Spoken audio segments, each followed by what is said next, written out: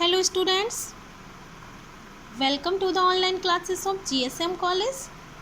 I am Kalpana Tiwari and today's my topic is development of romantic prose. Development of romantic prose. We also discussed to you about romanticism and the French Revolution.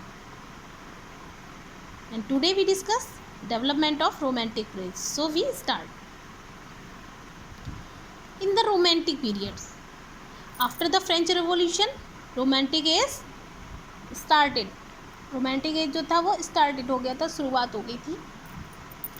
तो इसके बाद जब romantic as की शुरुआत हो गई तो इसके बाद क्या डेवलपमेंट ऑफ रोमांटिक प्रोज, मतलब डेवलपमेंट हुआ था प्रोज में, पोइट्री में, नॉवेल्स में, इन ऑल स्फीयर, सभी क्षेत्र में डेवलपमेंट हुआ था. तो इन द रोमांटिक पीरियड में prose writers were more concern with subject matter and emotional expression than with appropriate style. In the romantic period में क्या था, जो प्रोज राइटर्स थे वर मोर कंसर्न, वो अधिक कंसर्न थे, अधिक सावधान हो गए थे, अधिक ध्यान दे रहे थे विद सब्जेक्ट मैटर के लिए, सब्जेक्ट मैटर के साथ ज़्यादा ध्यान दे रहे थे, एंड इमोशनल एक्सप्रेशन, और भावनात्मक उनकी जो अभिव्यक्ति थी उसकी तरफ ध्यान दे रहे थे.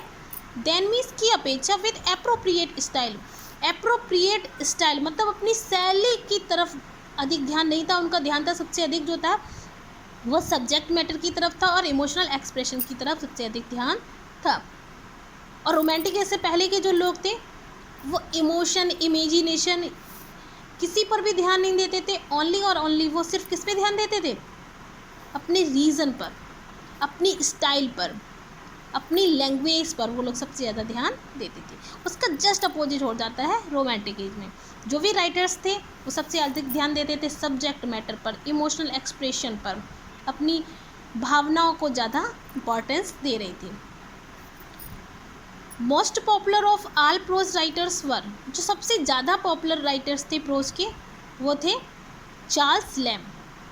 कौन थे? Charles Lamb, William Hazlitt and Thomas De Quincey. और भी काफ़ी लोग हैं पर ये लोग जो थे वो ज़्यादा मोस्ट पॉपुलर थे रोमांटिक एज में.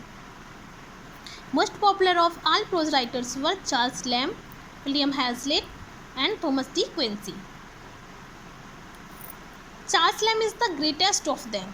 चार्ल्स लैम जो थे इनमें सबसे ज़्यादा ग्रेटेस्ट थे, मीन्स सबसे ज़्यादा महान थे. इन सभी में सबसे ज़्यादा अच्छा लिखा है, सबसे ज़्यादा कंट्रीब्यूशन किया है चार्ल्स लैम में. जो प्रोज है उसमें सबसे ज़्यादा कंट्रीब्यूशन चार्ल्स लैम ने किया है रोमांटिक प्रोज में, इसलिए वो सबसे ज़्यादा महान माने थे. Charles Lamb is the greatest of them. He is called the prince among essayist. ये प्रिंस कहे जाते एमंग एसेस्ट. जो भी निबंधकार थे उस टाइम की, जो भी एसेस्ट थे उन सभी में ये प्रिंस माने जाते हैं. प्रिंस ऑफ इंग्लिश ऐसे कौन है? Charles Lamb. चार्ल्स लैम को प्रिंस माना गया है. और फादर ऑफ इंग्लिश ऐसे या फादर ऑफ ऐसे किसको बोला गया है? फादर ऑफ ऐसे और फादर ऑफ इंग्लिश ऐसे दोनों ही है Francis Bacon. And prince of essays कौन है? चार्ल्स लैम. He is known for his autobiographical style. He is known, वो जाने जाते थे for his autobiographical style. Autobiographical style का मीन्स होता है, देखिए बायोग्राफी का मीन्स क्या होता है? जीवन परिचय. और ऑटोबायोग्राफी मीन्स क्या होता है? आत्मकथा. मीन्स जो सेल्फ अपने बारे में बताई. अपनी आत्मकथा का मतलब हुआ जो अपने बारे में स्वयं ही लिखे या स्वयं ही बताए लिख करके, तो वो हो जाएगी ऑटोबायोग्राफिकल वर्क. तो चार्ल्स लैम जो थे ही is known for his autobiographical style. इनकी जो स्टाइल थी वो ऑटोबायोग्राफिकल थी, मीन्स ये अपने बारे में ही अपने ही इमोशन को एक्सप्रेस करते थे. लिखा है अपना इमोशनल एक्सप्रेशन. हिज ही and blending of humour and pathos. और इनके जो ऐसे थे वो ब्लेंडिंग थे. ब्लेंडिंग मीन्स मैंने बताया आपको मिक्सचर. ये मिक्सचर थे किसके थे? Of humour and pathos. Humour के और पैथास के. ह्यूमर मीन्स होता है हास्य, पैथास मीन्स होता है इमोशनल फीलिंग्स. करुणा में सिंपैथेटिक फीलिंग. पैथास का मीन्स होता है सिंपैथेटिक फीलिंग्स. करुणामयी जो भी भावनाएं होती है, ह्यूमर मीन्स हुआ हास्यास्पद। तो इनके जो एसेस थे वो ह्यूमर और पैथास थे, मीन्स हंसी खुशी भी थी उसमें और साथ में सिंपैथी करुणामयी भी इनके एसेस थे। His narrative style is so impressive that कि his essays may be read like a short story. उनकी जो नैरेटिव स्टाइल थी, उनकी जो वर्णनात्मक स्टाइल थी, इज सो इम्प्रेसिव, इतनी प्रभावी थी इनकी वर्णनात्मक स्टाइल जो थी ऐसे लिखने की, वो इतनी इम्प्रेसिव थी दैट कि हिज एसेस में भी रीड लाइक अ शॉर्ट, कि उनके ऐसे को भी एक शॉर्ट स्टोरी के जैसे पढ़ा जाता था। मीन्स वो ऐसे लिख रहे होते थे और वो भी ऐसा लगता था जैसे कि कोई शॉर्ट स्टोरी लिखी हो। मीन्स वो ऑटोबायोग्राफिकल इनकी स्टाइल जो थी ना, और इमोशनल एक्सप्रेशन करते थे उसमें, तो ऐसे लगता था पढ़ने में जैसे कि वो शॉर्ट स्टोरी लिखी हुई हो। बीए फर्स्ट ईयर में चार्ल्स लैम्ब का एक ऐसे भी है जिसका नाम है ड्रीम चिल्ड्रन आ रिवरी। बहुत अच्छा ऐसे है इनका, dream children a reverie. He never married, he devoted himself to care of his sister Mary Lamb. He never married, उन्होंने कभी भी शादी नहीं की थी चार्ल्स लैम्ब में, चार्ल्स लैम्ब ने कभी भी शादी नहीं की थी। और लेकिन इनकी जो मोस्टली एसेस हैं उसमें उन्होंने मोस्टली जो ऐसे लिखा है of marriage, bachelor, dream children a reverie, convalescent, mostly इन्होंने जो अपने एसेस लिखे हैं उसमें मैरी अपनी शादी को लेकर के काफ़ी चर्चा की है। हालांकि ये शादी करना चाहते थे पर ये शादी नहीं कर पाए, क्योंकि इनके सामने कुछ ऐसी सर्कमस्टांसेस थे कि ये शादी नहीं कर पाए। क्यों नहीं कर पाई? क्योंकि ही डिवोटेड हिमसेल्फ, क्यों नहीं, उन्होंने डिवोट कर दिया था अपने आप को to care of his sister Mary Lamb, अपनी बहन की केयर के लिए उन्होंने अपनी पूरी लाइफ को डिवोट कर दिया था, न्यौछावर कर दिया था।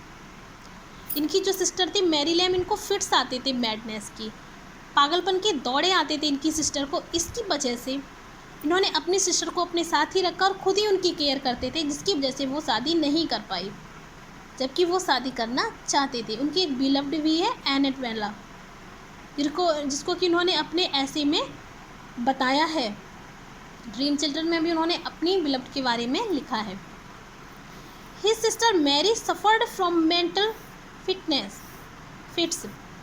हिज सिस्टर मैरी जो थी, उनकी सिस्टर जो मैरी थी, सफर्ड, वो संघर्ष कर रही थी फ्रॉम मेंटल फिट्स, जो दिमागी उसको दौड़े पड़ रहे थे उससे वो संघर्ष कर रही थी, और अपनी सिस्टर की केयर की वजह से उन्होंने शादी नहीं की थी।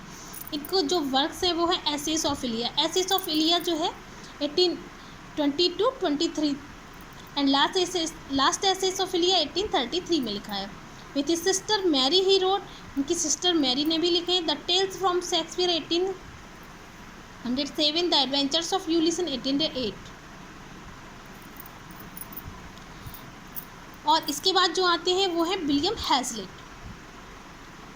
William Hazlitt is a great essayist. William Hazlitt जो है वो भी एक महान एसेइस्ट है। विलियम हैज़लिट भी एक महान एसेइस्ट है।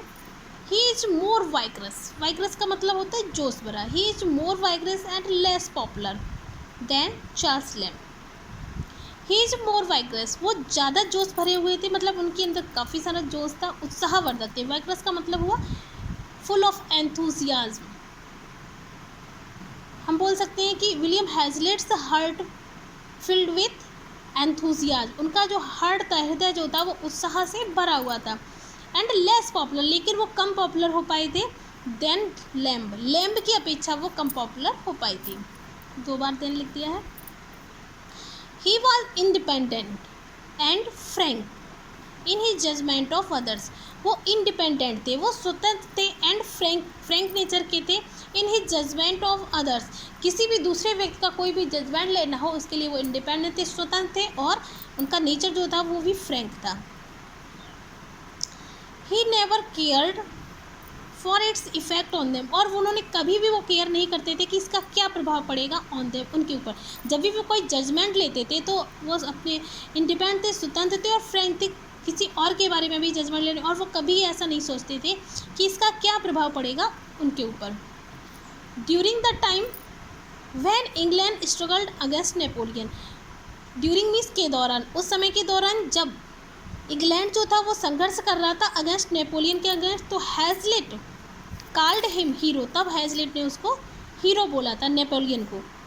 क्योंकि देखिए उन्होंने कैसे अपनी फ्रैंकनेस को, अपनी जजमेंट को बताया कि जब पूरा इंग्लैंड नेपोलियन के खिलाफ संघर्ष कर रहा था, मीन्स नेपोलियन की वजह से संघर्ष कर रहा था, नेपोलियन के विरुद्ध नेपोलियन के विरुद्ध संघर्ष कर रहा था, तब उन्होंने without hesitation Hazlitt called him a hero, तब हैजलिट ने नेपोलियन को एक हीरो कहा था। हिज वर्क्स आर, उनके जो वर्क्स हैं, the round table talk and the plan speaker. At last we say thank you.